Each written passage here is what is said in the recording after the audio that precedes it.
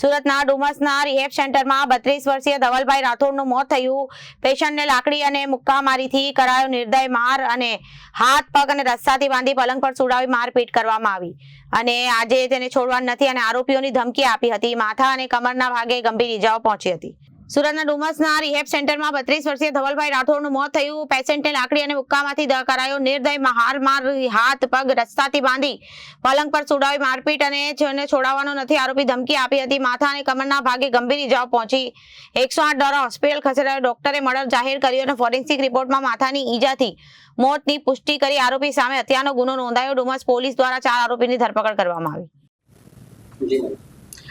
Dumas police station વિસ્તારમાં આવેલ પરિવર્તન ટ્રસ્ટ દ્વારા સંચાલિત રિહેબ સેન્ટરની અંદર તારીખ 1ના રોજ રાતના સમયે ધવલ રાઠોડ નામનો જે પેશન્ટ એડમિટ કરેલ હતો તેનું શંકાસ્પદ સંજોગોમાં મૃત્યુ થયેલ। સિવિલ હોસ્પિટલમાં તેને 108 દ્વારા લઈ જવાતા મૃત જાહેર કરેલ હતો।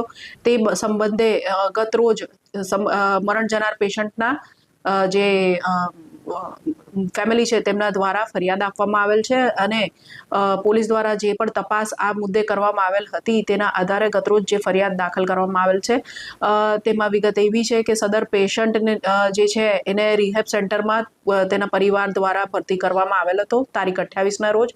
તારીખ 1ના રોજ રાતના લગભગ 9 વાગ્યા પછીના સમયે તેને તકલીફ પડતા એવું જે પ્રાથમિક રિહેબ સેન્ટર દ્વારા તેને 108માં બોલાવીને સિવિલ હોસ્પિટલ ખાતે લઈ જવામાં આવેલ હતો જ્યાં તેને મૃત જાહેર કરવામાં આવેલ હતો।